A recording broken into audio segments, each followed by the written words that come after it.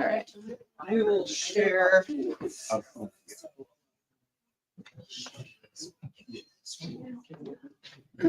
Hello. Oh, it's so lovely to see you all. Thank you so much for being here. Yes, no, give yourselves a round of applause. Outside, it's starting to rain earlier. You did great. I want to thank you so much for joining us. This is Kimbilio and Left Bank Books and Left Bank Books Foundation presenting highly celebrated authors Lauren Morrow and Rickey Fayne.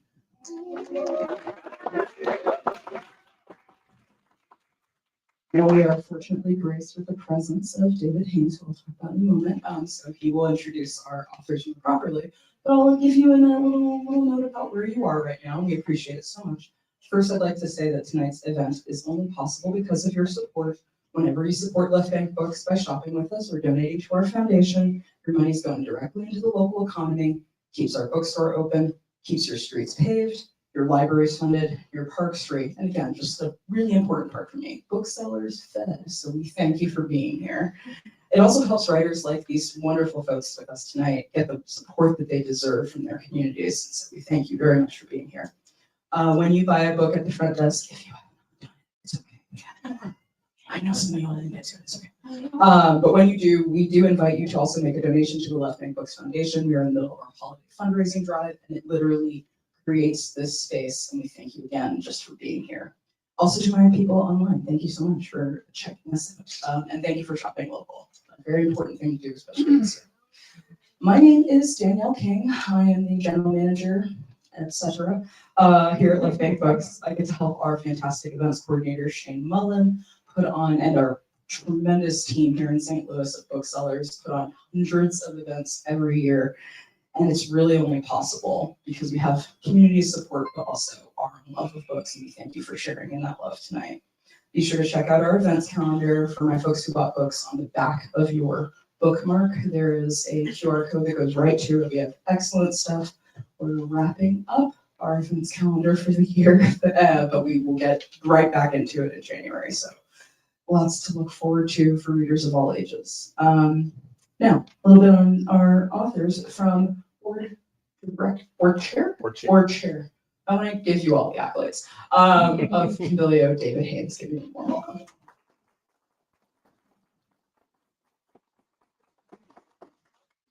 Hi, read off my script. It's beyond our script. I didn't know where I would. I'm David Haynes, the board chair of Kimbilio, which is a St. Louis-based literary organization. Kimbilio means safe haven in Swahili.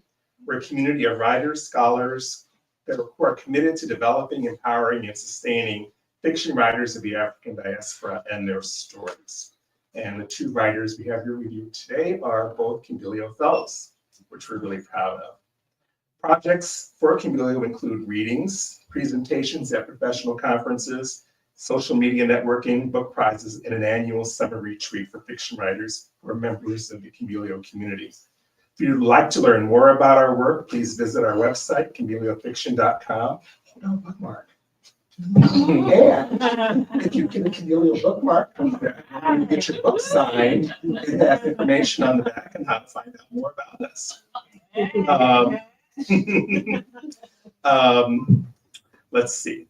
Kimbilio is grateful to Left Bank Books and the Left Bank Books Foundation for their support for our reading series. We're proud to be affiliated with a store dedicated to supporting literacy and social justice in our community. And in this store, these are not just words. When Left Bank is out there doing the work. So we're proud to partner with them to continue that work. It's my great pleasure to introduce tonight's guests, who are Rickey Fayne and Lauren Morrow. They'll each read from their books and have some conversation with each other and with me. And then we'll open the floor for questions. And then you'll buy lots of their books and they'll keep happy right here at the table. Keep a writer fed. Keep smiling. Here's a little about each one. Lauren Morrow studied dance and creative writing at Connecticut College and earned an MFA in fiction from the Zell Writers Program at the University of Michigan. She's a Kimbilio Fellow and an Aspen Words Emerging Writers Fellow, and is the recipient of 2 Hopwood Awards and other prizes. Her writing has appeared in Plowshares and South Carolina Review, She worked in publicity at the Brooklyn Academy of Music and Alvin Ailey Dance Theater, and is now a senior publicist at Dutton, Plume, and Tiny Reparations Books. She is originally from right here. Yeah.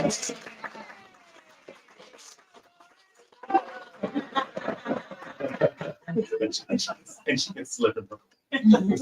And then Rickey Fayne is a fiction writer from rural West Tennessee whose work has appeared in American Short Fiction, Guernica, the Sewanee Review, and the Kenyon Review, among other magazines. He holds an MA in English from Northwestern University in fiction.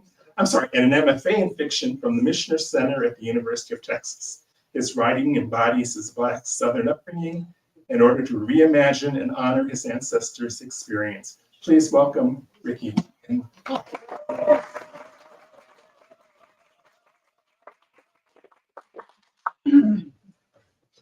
Okay, so I'll read first as a warm-up. I'll just start. There's not much to introduce here. I started at the very, very beginning, so I'll just begin there and let you. In the beginning was the Word, but before the Word spoke, there was the devil. And he was hell-bent on sowing unrest and upheaval among the angels in heaven. You see, the devil loved nothing so much as stirring shit up, inciting seraphim to fisticuffs. Jophiel and Michael all go through hands when the devil doused the former's flaming sword and blamed the latter, and worst of all, confounding that tall, not terribly bright Archangel Gabriel's mind with questions like, how does God expect us to reconcile free will with providence divine? When God heard that, he said, now devil, I didn't put up with your foolishness long enough. And before the devil could plead his case, God stomped his right foot, parted the clouds, and like a storm from paradise, the devil rained down.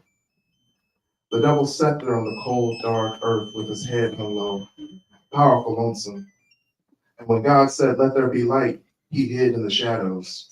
From there, he tempted Eve with his serpent, loosed Cain on Abel, and taught Noah how to drink and get naked. Now, Noah's folks like the devil, and the devil like Noah's folks.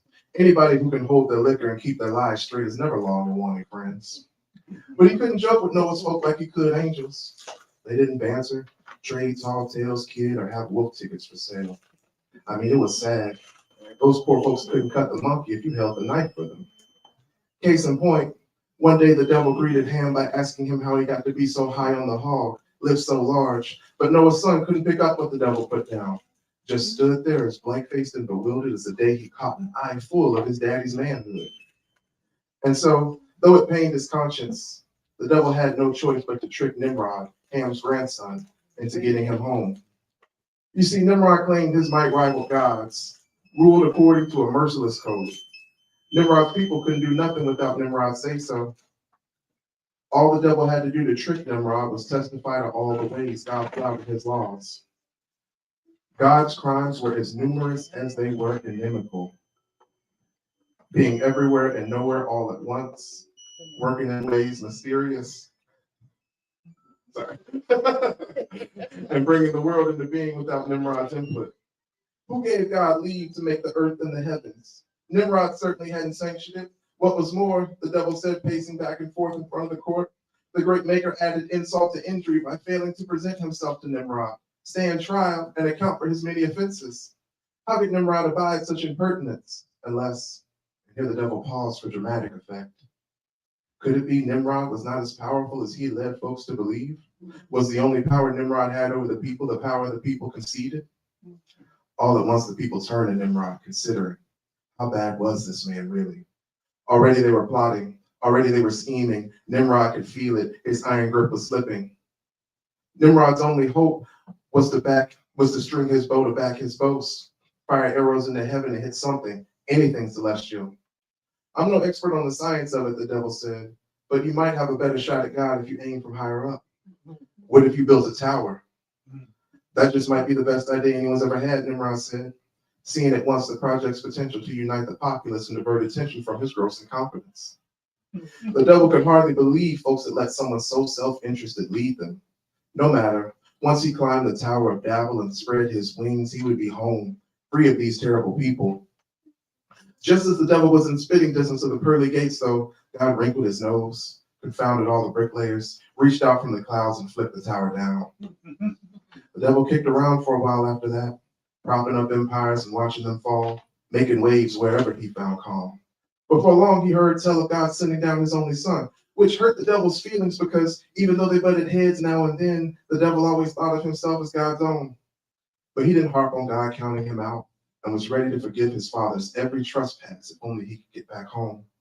And so the devil set out to find Jesus, God's favorite son, and caught up to him in the wilderness, hunting up four-leaf clovers, wearing the manes off dandelions, and watching the wind blow clouds about.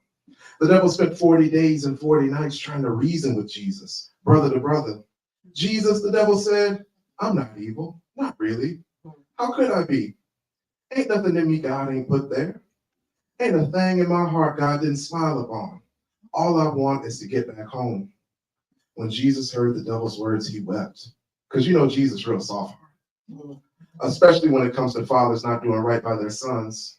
Jesus himself didn't hear from his real daddy until he was damn near 31. Jesus said, devil, you really have touched me. My wings ain't strong enough to fly us both up to heaven, but if you can hold out just a little bit longer, I'll bend God's ear and see if we can't work out something. And so the devil bided his time for a few more eons, making bargains here, turning the soul away from God there, but his heart was never really in it. When he just about lost all faith in Jesus, Jesus came to the devil in a dream. I've been working overtime on God, Jesus said, and still he ain't budged. I'll keep at it, but in the meantime, I need you to help me. You heard about what's happening in Africa? The devil said he hadn't. Jesus said they're robbing up black folks from there and working them to death in America. Huh, the devil said, ain't that something? But he was only half listening. No human suffering could rival his own. All the devil took from Jesus' words was that Jesus had yet to find him a way home. Jesus hauled off and backhanded the poor devil. Listen to me, Jesus said, it is something, and you the somebody who needs to fix it. Ain't that God's problem? The devil asked, trying to rub some feeling back into his cheeks, wondering what on earth had turned his sweet baby brother so evil mean. You think Jesus huffed, but he's up in heaven twiddling his thumbs, says all humans are one race, acting like he can't see color from his gold throne. The devil was struck dumb. He ain't never once in his life imagined Jesus would fix his mouth to talk wet about God. And if you were struck too, then the joke's on you. Because if ain't but one thing in this world true, it's that Jesus loves him some black folks and black folks love them some Jesus. It's like they're the hand and he's the thumb, and he gets powerful angry when he sees them done wrong. Go south, Jesus told the devil. Free my people and watch out for them until I return. You do this for me, and I promise that one day I'll find a way to get you home. And when the devil woke, that's just what he did and is even now still trying to do. That's why black people have to go through hell to get free. And how come to this day the devil won't leave them be? And I'll read a little bit more from a little bit further into the book. The devil first appeared to Lewis in his father's church. It was while he was on his knees, praying for the strength to quell the lust he carried in his heart for his brother's wife, that the devil whispered to Lewis the same words of comfort he'd imparted to Cain when God unjustly favored Abel. To David, the evening Bathsheba tempted him. And to Judas, the day he learned Jesus would rather perfume his feet than feed the poor. Everything you got in you, God put there, the devil said. He wouldn't have put it in you if he didn't want you to act on it. In all his years, Lewis had never once strayed from the path his father set him on, the straight and narrow path of righteousness. But when Ernestine, the woman his adopted brother and best friend Junior was to marry, locked eyes with Lewis over his mother's pecan pie, all that righteousness went right on out of him. Ernestine was not a stop and stare in the street kind of beauty. If you'd asked anybody who knew her and Lewis's wife both, they would have told you Clementine, whom Reverend Walter had all but forced his son to marry, had more to offer in terms of temperament and appearance. But something about the way Ernestine carried herself made Lewis want to look and keep on looking. For Junior, it was the way her hazel eyes fixed on him every time she handed him a sandwich, which is why, though she was surly with him, he came to her lunch wagon day in and day out for the better part of 6 months before summoning the courage to ask after her. Ernestine knew from the way Junior cut his eyes at her to the menu and back that if she took him up on his offer to take a stroll, it would be the end of her life as a single woman. And so she put him off, hoping that he would give up. And then one day, much to her dismay, he did. That day, her uncle parked the lunch wagon just around the corner from the sawmill, and so she already prepared and laid aside Junior's dry roast beef sandwich. Junior was always the last in line, hanging back to have time enough to ask her how her day was. But then the lunch rush came and went without him, and so she gave his sandwich to the little peanut-headed boy who ran up every day to see if there were any leftovers. After the third day of not seeing Junior, the boy grew bold enough to ask for mustard. "Where you been?" Ernestine asked when Junior finally came back. "Sick," Junior said, casting his eyes down. "Well, next time send word by somebody. Uncle Zeke was over here worrying himself sick about you." "Oh yeah," Junior said, brightening. "Maybe I should come by a little later and let him know I'm feeling better." "I think you should," she said. "I think he'd like that." They courted some months, a picture show here, a night at the juke there, but what Ernestine really loved were the walks they took by the river. Every Friday, she helped her uncle close up, knowing Junior was waiting around the corner for her. She'd bring along sandwiches, and the two of them would walk to the bluffs and watch the wind worry the water. Junior wasn't much for talk, but he never got tired of listening. Her sister Alex had been the same way, quiet, liable to say more with her eyes than her tongue. Before Alex followed that no-good husband of hers up to Chicago, Ernestine and her would stay up half the night talking. It was owing to Alex's husband that Ernestine vowed never to marry. He was all the time bossing Alice. It had been the same with her mother and Alice's father. She didn't see how anybody could want to saddle themselves with a husband. But he was somebody like Junior, somebody sweet and quiet that maybe, Ernestine thought when he invited her home to meet his family, maybe she could see her way around to it. Something funny happened the night Junior brought her around his people, though. The dinner itself was pleasant enough, pretty much what she'd expected when he told her the Reverend's family took him in after his folks passed. Reverend Walter asked whether she'd accepted Christ into her heart. She had. Cora, the Reverend's wife, asked where her folks were and what they did. They were down in Mississippi. Her mother took in washing, and her mother's husband, her half-sister's father, cleaned the high school. Junior's folks come from around there, Cora had said. Be sure to ask around. Make certain y'all ain't some kin.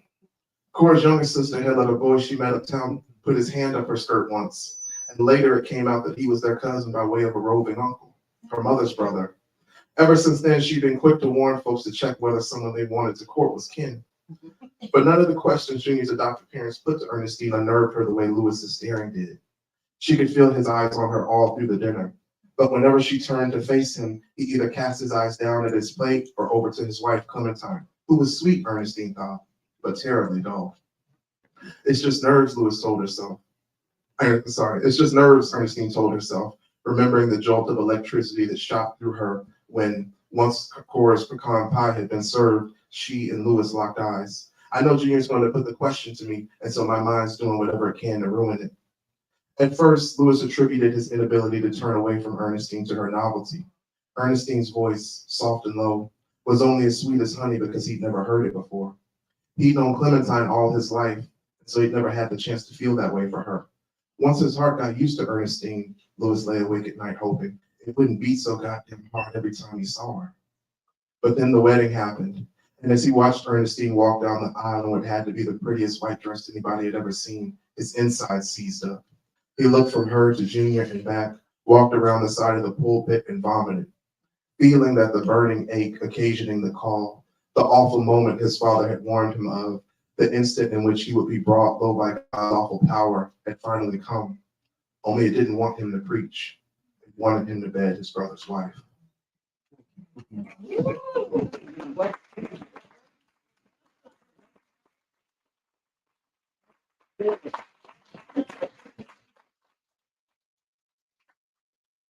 That was amazing. I've been wanting to read this book for a very long time. I was waiting to come here so I could buy it so you could sign it, and now I'm even more excited. I'm sure it's the case for everyone in the audience. So thank you. That's a tough act to follow. But I'm gonna read from the third chapter of my book. All you need to know is that the main character, Layla, has left her home of New York to go to a very rural town in Vermont where she's participating in an artist in residence program. She's been selected as the choreographer in residence, and this is her first day. And she's meeting with the person who runs the program, whose name is Margot. She's the director of the program, and We've learned some Swahili tonight. You're going to learn a little more Swahili in this excerpt. So they're sitting down in her office for their first meeting. We're thrilled to have you here this season, said Margot. She offered me a coffee, then put a pod into the Keurig that sat on the shelf in the corner. We've welcomed some wonderful international artists these past few seasons, Margot said as the machine purred. Pilar Godoy said a beautiful tango-inflected modern piece last year. Olga Semenova brought us a contemporary ballet, and of course there was a stunning Tanz theater work by Soren Janssen a few years back, a nice global roster. She handed me my coffee, along with a pod of half and half and a few stevia packets. I ignored the packets, watched the white swirl delicately in, stirred until the coffee was a creamy brown. This year, we really wanted to celebrate Americana. Each artist in residence is from the States. The composer grew up in the hills of Appalachia. The visual artist is from Wyoming. She's doing some really exciting work with watercolors. And then there's you. Americana, a strange category to throw me under. I'd always felt fickle about my Americanness, tried to escape it however I could. I'd spent a semester of college trying and failing to incorporate berets into my look. Another twisting my hair into what I thought were Bantu knots, but what my friend Kofi, the only other Black student in my dance class at Connecticut College, kindly informed me were simply not. Baby girl, he said, go to a salon. I first saw your choreography at Montrose back in 2019, said Margot, a revival of your original show. I appreciated the term as though my work had taken Broadway by storm. I had no idea she was there that night. It was a mixed bill, and she'd likely come to see another artist who was on the rise. I'd originally performed the solo, but set it on another dancer for Montrose. It had become clear that my body no longer carried the movement in the way that I or anyone wanted. The angst in your movement reflects what a lot of people are feeling these days, and it was put together beautifully with the text and the soundscape. I think you're going to bring something really powerful to our stage. I hope you're thinking about where you fit into the canon. The canon? Wow, that's so flattering, I said. I'm truly just working out my 5, 6, 7, 8s at this point. You should start viewing yourself through the canonical lens, situating yourself among the greats.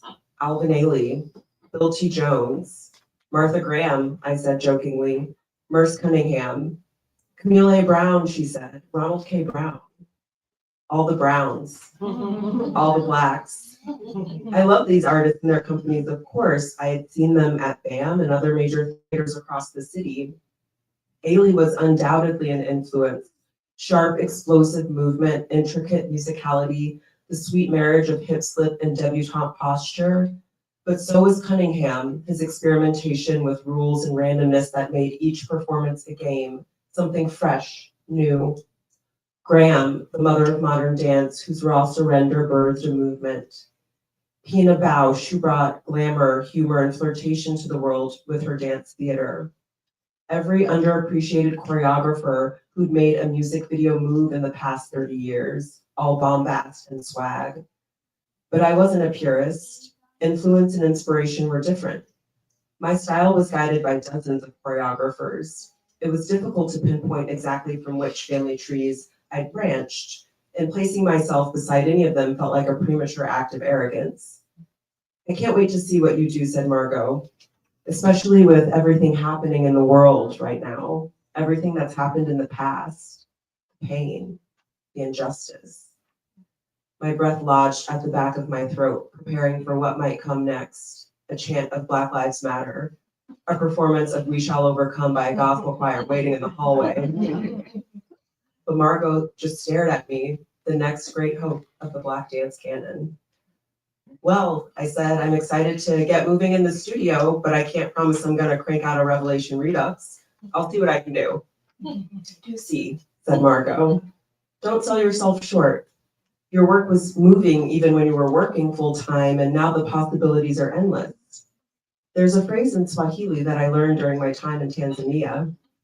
I pressed my lips together in what I hoped looked like a smile. You may know it. I squinted. Haraka haraka hyena baraka. She stared at me. Do you know it? I don't know any Swahili, no. It translates to hurry, hurry has no blessing. The greatest things take time, dear. You've got that here, and money. Ask for what you want, and there's a strong chance we can make it happen. What I wanted was to be known. For artistic directors and funders around the country, around the world, to see my name and not wonder. I wanted them to want me, to give me funding, stages, and respect. Margot could make that happen. Briar House was part of the Vermont Institute of Ideas, one of the best funded multidisciplinary programs in the country. The Institute was at the forefront of environmental science, public policy, and tech. So Briar House was hardly the centerpiece program, but it was connected with a powerful board to boot. Communication is key, said Margot. If you have a problem, if you need something in order to take the piece to the next level, money, labor, feedback, reach out to me. We're all working together to make this thing great. Too many missed signals and it all goes kaput. Understood, I said. And Friday, she said, tossing her hands into the air, I'm having all the artists and residents over for dinner at my house. It's nice to get together with the collaborators early on.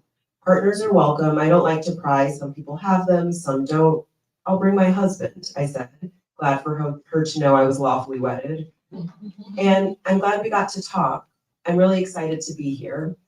Me too, dear, said Margot, following me to the door. I held out a hand as we stood in the doorway, but Margot pulled me in for a hug. Her scent was soft and expensive, her hair like silk against my face.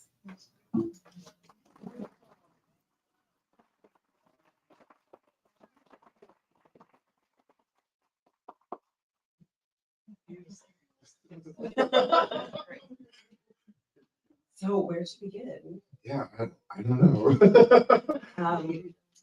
Can you talk a little bit about the genesis of this book and sort of what led you to this story? Yeah, I mean, there was like a time when I was like 14 or 15 that I thought I was going to be a preacher, but instead I wrote a book about the devil. What about for you? I feel like there were a lot of different things that led me here. I mean, the character in the book is from St. Louis, and her life is very similar to mine in many ways and also very different. I studied dance growing up here in St. Louis at Coca, not too far from here. And I knew I wasn't going to be a dancer or a choreographer. I decided that pretty early on, but this character sort of always knew she wanted to be, and that's something I was interested in following. And I have read so little books set in the dance world, especially the modern dance world. And I've read even fewer books about Black modern dancers. And so that felt like an important thing to remedy if I could. And when I was in my MFA program, a lot of what I was thinking about in the first semester was Black writing and what constitutes African American literature, because I was taking a course that was sort of examining that topic. And we sort of discussed, like, is it the fact that the author is Black that it turns out that you are put in the African American literature section in a bookstore, or is it the thematic relevance? And one of the books that we read in that class was Erasure by Percival Everett. I was just thinking that. Yeah, exactly. Yeah. That was the book. And I read that book about 6 months before I started writing this, but it stayed with me. And for those who don't know, Erasure is the book that turned into the film American Fiction that came out a couple of years ago. And in that book, the character basically has written, in the beginning of the book, I think a book that's like based on Greek mythology or something, that he like finds in a bookstore, and it's in the African American section. He's like, why is it here? This book isn't this isn't an African American book. It's about something totally different, and he can't sell his next book. And so he leans into every trope and stereotype to write the most, over the top stereotypical book that ends up getting sold and being very popular. And so I was thinking about these ideas and how they exist in the writing world, and they also exist in the across the board. I think if you're in theater, if you're in dance, if you're in visual art, it's hard to escape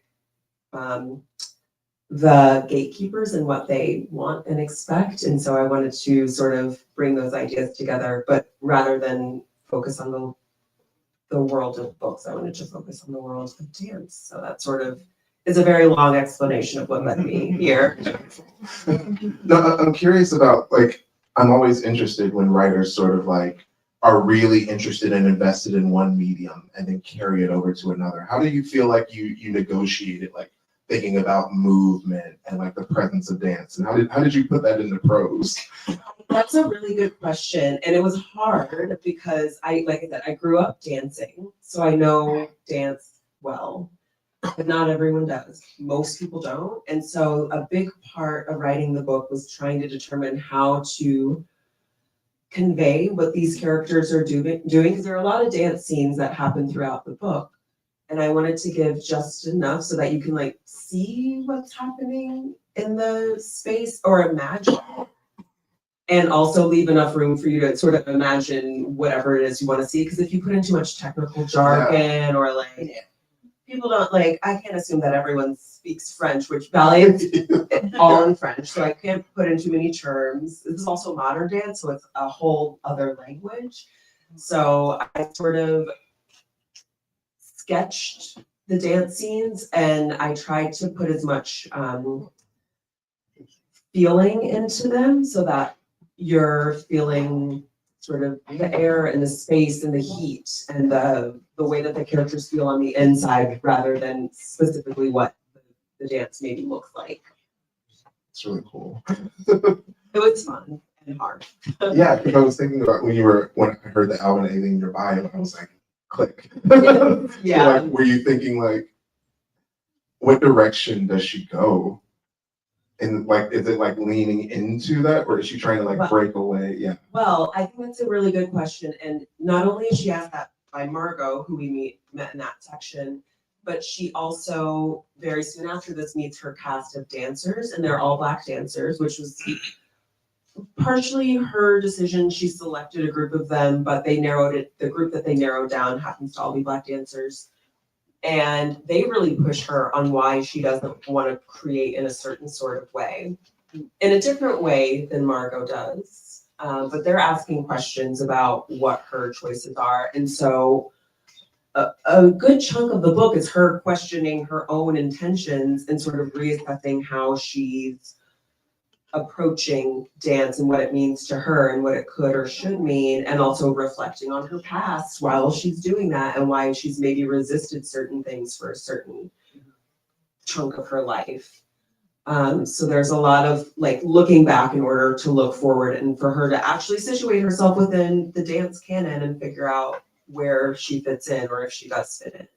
Yeah, no, that's a really interesting, because when I think Alvin Ailey, I think he has this concept of like blood memories, right? Where he's trying to like work out sort of this ancestral generational trauma in dance and also like embody these things. So like pairing that with like her trying to figure out if she's thinking. Yeah, no, I think that's absolutely right. And Revolution specifically is like a celebration of like everything that African Americans have been through, and that's the most famous dance that he created, and it's a blood memories, like you say. I am still very close with my Ailey family, and I'm gonna let the PR director at Alvin Ailey know that I did a book event with someone who just brought up blood memories unprompted. He's gonna love that. He's gonna love that. But yeah, no, that's it. Like exists. Those blood memories exist for her too. It's just a matter of what she does with them. Yeah. And I feel like your book is a lot of blood memory in a way. And as you were starting to read, I was looking at the family tree at the beginning, and I'm curious how it's obviously a very expansive story. Yeah. Can you talk a little bit about the family at the heart of the story, or the family tree, or how it branches, or how you...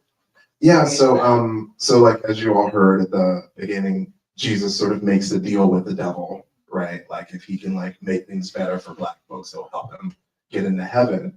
And so in the course of doing that, he takes a liking to one particular family, right? And so, or one particular woman, and he sort of follows her children and grandchildren throughout their lives, like checking in on them, trying to make things better for them. And it's sort of, it's like you were saying, like Dancer from St. Louis. Like it's very loosely based on my family tree. Like there's no, like, as far as I know, none of my ancestors had any interactions with the devil. But it's sort of like using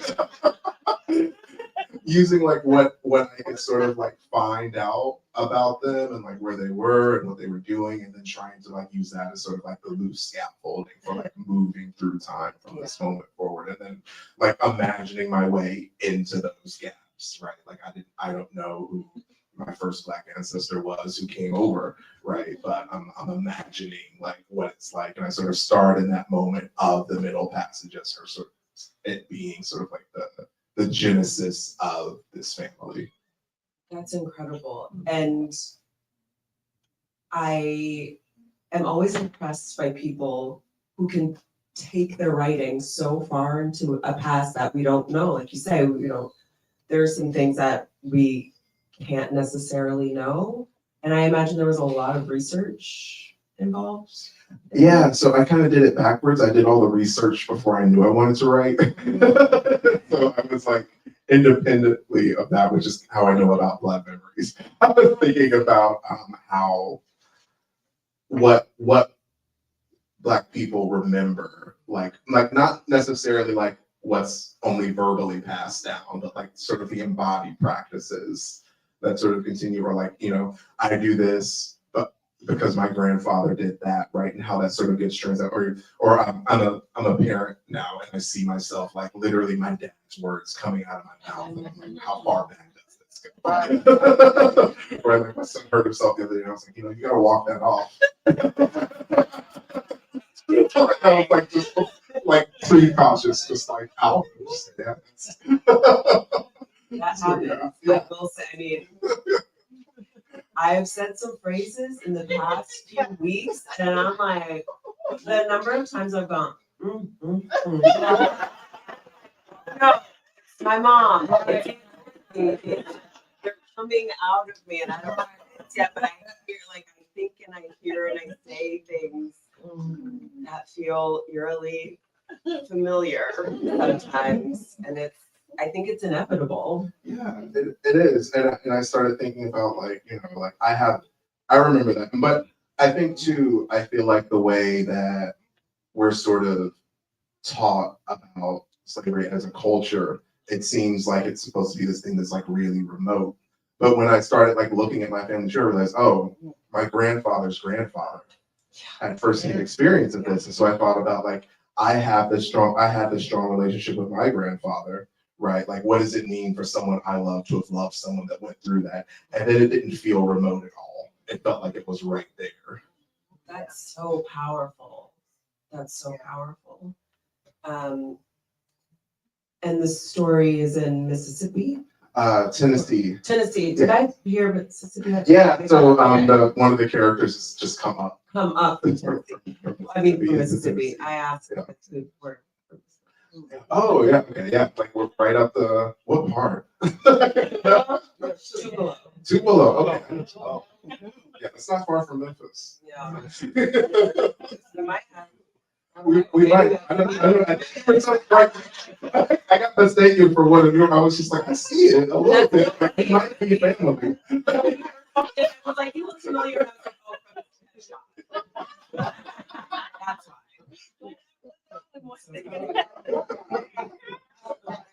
That's why. Yeah, I feel like the harder thing for this, like staying and thinking, like, so how did you think about like where to track how her story went?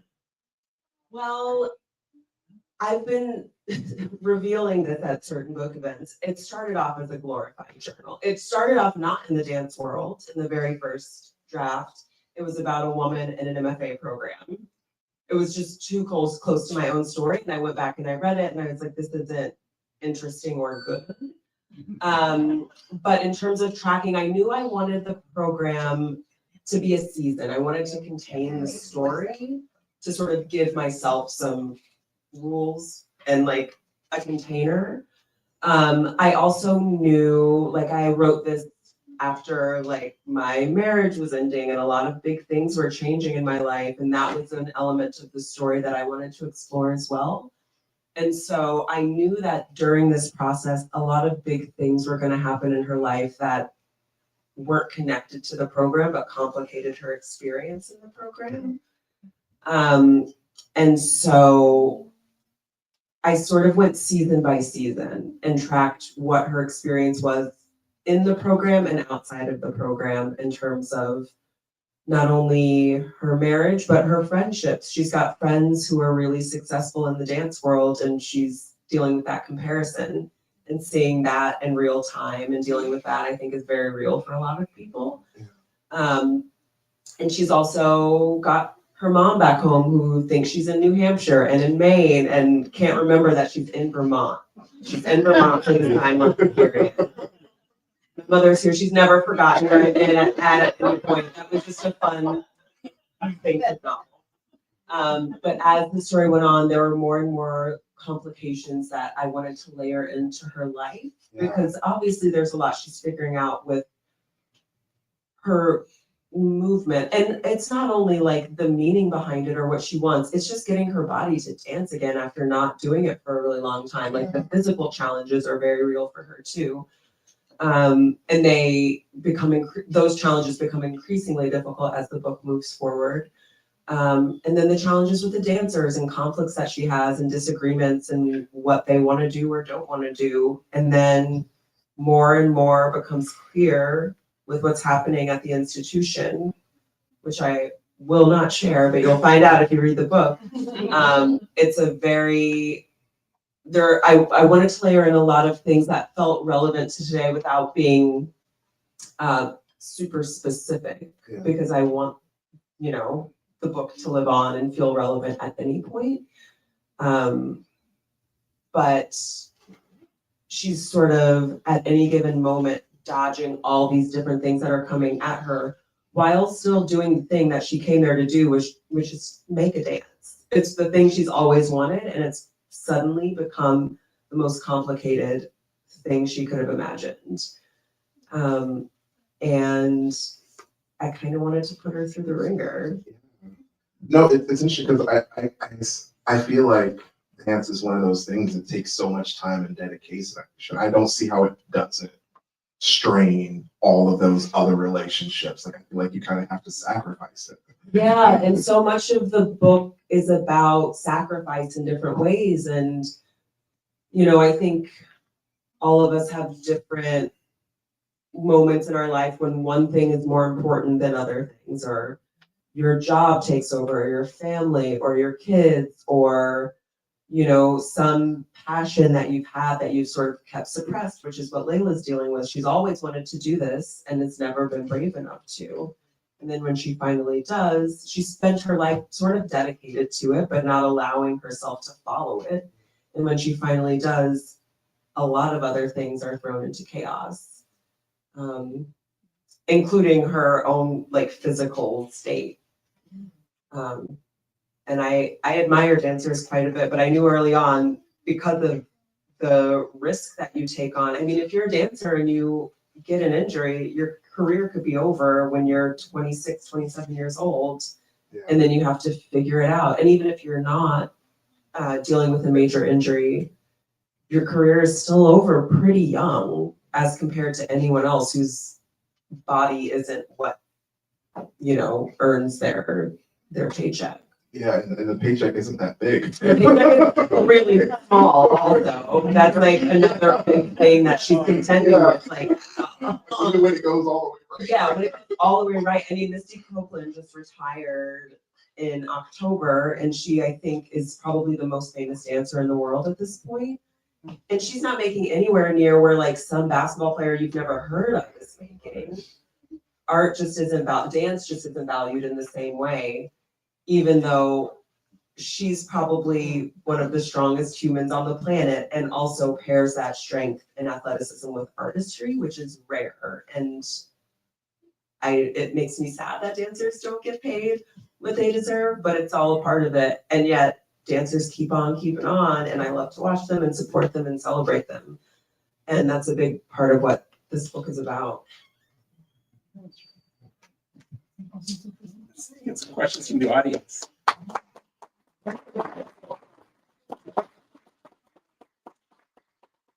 One, if I may. What advice would you give Layla?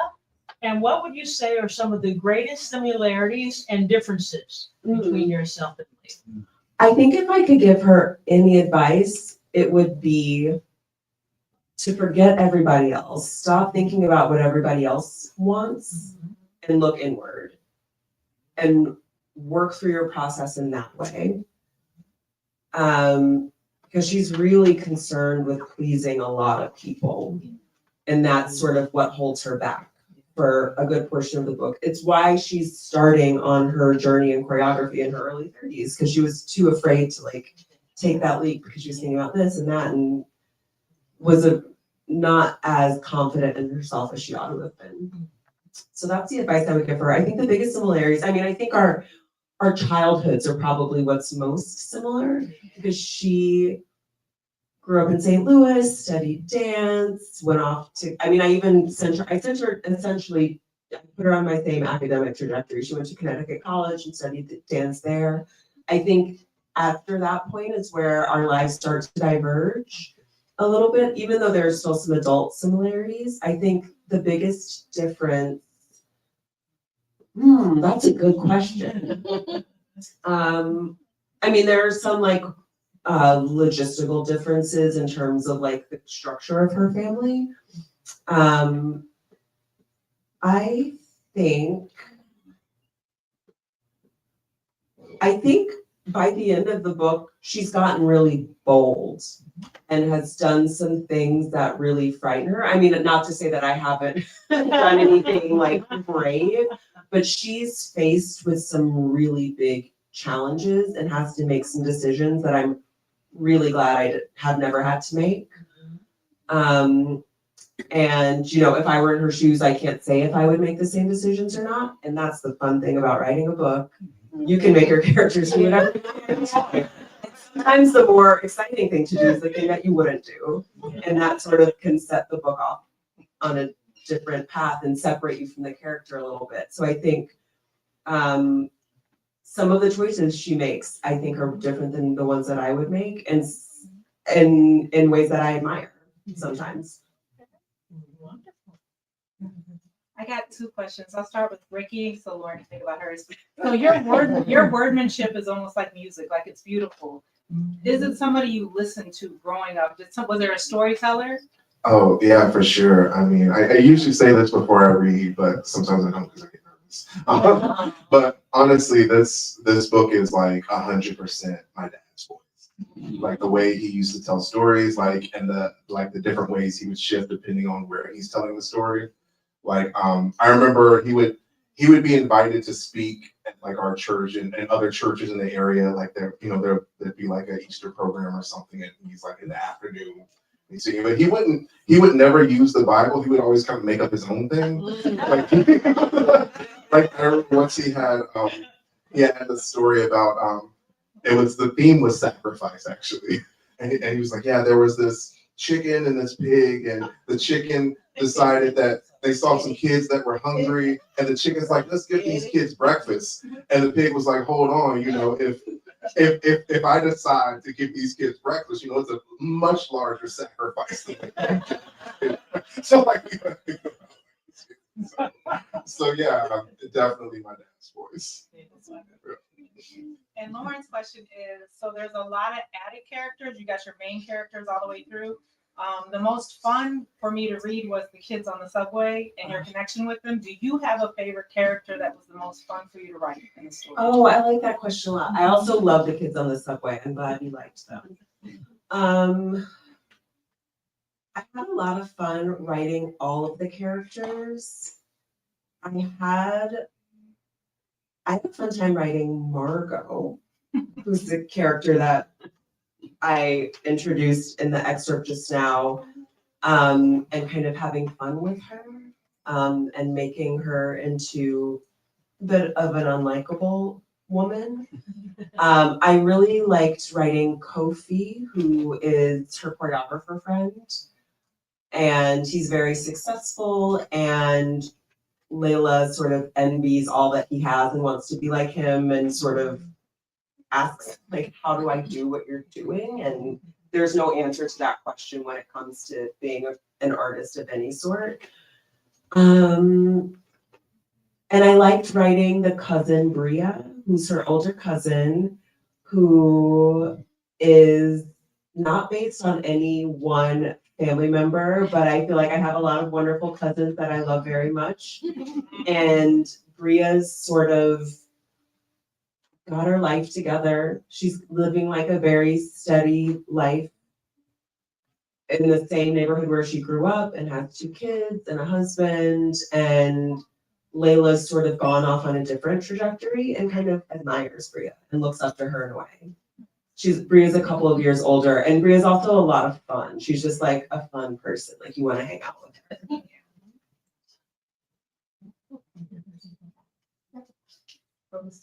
You said once in an interview that you considered yourself over churched. It's something I believe, like there's no such thing as an unchurched Black person. Either you're over churched or under churched. So my question is, what's your connection to the church now? Because sometimes you have to step away to write, like really get into it, and then there are writers who are still, actively connected to the church. So what's your connection to the church today? Oh, that's a big question. Yeah, well, when I say over church, I mean, I think it's like I felt like as a child I was in church more than I wanted to be. But yeah, I feel like when I was there, sometimes, and I think I got to a point where I realized that the sermons were kind of on a loop. They were like seasonal, and they were coming from the same parts of the Bible. And so like I would be like, oh, we're back at let's let me read what else is in here. So since I wasn't allowed to bring other books into church, I would open up the Bible and read like the random parts that like were sermonized, and they were really interesting. And everyone was like, why aren't we talking about, like, I remember like one instance in particular, I was in church and I was like, okay, I read 1 Samuel, and Samuel's action packed, like so much stuff happens. And then I get to 2 Samuel, and Samuel dies in the first line, and I'm like, wait a minute, who's telling this story? It's just like, right? And I think it's like, it's just saying that like this is what happened while Samuel was a judge, and it's like that last minute. But like in my mind, I was just like, whoa, it was an interesting. I always thought back of it as an interesting narrative moment to be like, oh yeah, what if the narrator just died before the story's over? Right. So, but yeah, I would say that I feel like my investment in thinking about the church in this book was thinking about like specifically my ancestors' experience, and it being sort of like the main form of storytelling that they had. And like this is like my my family didn't read a lot of novels, right? But the stories that were told and the stories they had the most experience with sort of came from the Bible, and I kind of wanted to see what it would be like to sort of center them in that story. After a couple more, maybe one or two more. I was thinking, I have glamorized and overbragged, I guess, for a better lack of a better word, about your life and who you are ever since you were a little girl to dance. And you have other cousins that are from my side of the family that their life was just you all seem to be parallel, and it started off in dance. So I was thinking, how do I get some of them interested in the book? It's not an autobiography, it's a work of fiction. And I'm saying things like, she's like the octopus with all these tentacles, and her life has gone all these different places. And she's had all these different experiences, So I guess I've told them a truth, but in a way that it was so fanciful that now that I talk about the book, they're like, is this a book about her? I'm like, it has some parallels, You know, those tentacles are going some of those places, but it's not just about her. It's about the experiences that this person is experiencing and how they have affected her. So it's kind of like, you know, we all go through that, but we don't see it like that. But where, I mean, as far as drawing them in, it's not a book just about ballet. And then where does she go? Is she always going to be, are you looking to continue in fiction, or are you going to do an autobiography, you think? Probably. I don't know if my life is that interesting. Well, your family history is. It is. The way I've told it. Maybe you should write it. To answer the first part of the question, I have been talking to a lot of Black dancers about this book who've loved it. And I say that not to like, but I've been really eager and nervous to hear from dancers about the book, because when you write about something so specific, people can tear it apart and say, this isn't accurate, that's not accurate. And it's been really great to hear from people in the professional dance world, but also just people who study dance growing up. And specifically Black people who study dance growing up and say they read my book and say, oh my goodness, I experienced, it just feels so similar to my experience. And obviously the story is very specific, but there are a lot of childhood dance scenes that are in the book that I think are resonating with people. And I think artists in general, the experience that Layla goes through isn't singular to her. I mean, the entirety of it is, but so many people who are, you know, dancers or in theater or musicians who've done it from the time they were little and sort of pursue it to a certain degree face a lot of the same obstacles that Layla faces in the book. And that's sort of what has, I think, gotten a lot of people interested and hooked in the book. And then, you know, the story itself goes in many different directions and totally different from the direction that my life has gone in. A lot of things, so much that she experiences because I haven't been a choreographer or a dancer, it's totally different from my experience. And a lot of the personal experiences she goes through are similar to mine, and a lot are really different from what I've experienced. But I think there's something at the heart of the story that a lot of people will connect with. I think especially a lot of Black women who are, like you said, grew up dancing. Where you going from here? For both of you, I wonder how you get the name, come up with the name of your book. I'll say that I also forgot to answer the last part of your question. Thank you for reminding me. I'm working on something else, but it's so new that it's another novel, but it's so new that I don't even really know what it's about yet. I'm figuring it out. The title for this book, I had a lot of bad titles at first that just were, they make you name it. And so I was just like, and I knew someone would like jump in to fix that part. But for a long time, I was calling it Little Moves. And this was when I was working with my agent before I had an editor. And she kept writing back to me, so in Little Movements, and I would write back Little Moves. And then I was like, oh, no.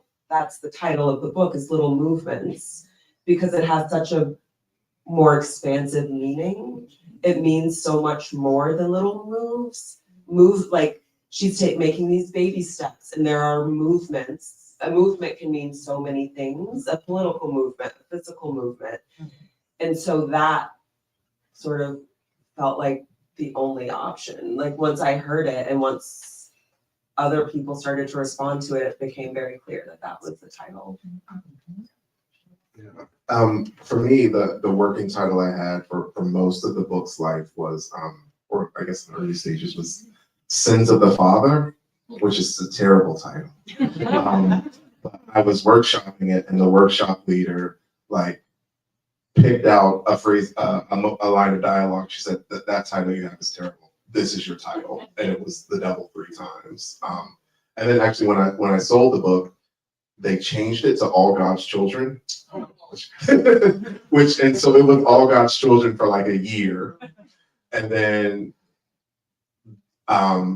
eventually the whole publisher turned over, and the new publisher decided they liked The Devil 3 times better. So we went back to that. That was a close one. I was gonna say, wasn't that a soap opera? But it's All My Children. Yeah. The Devil 3 times is a little bit on the nose. That's why it's perfect. All right, thanks everybody. Well, here's what we're going to do. So first of all, let's give our writers a big round of applause.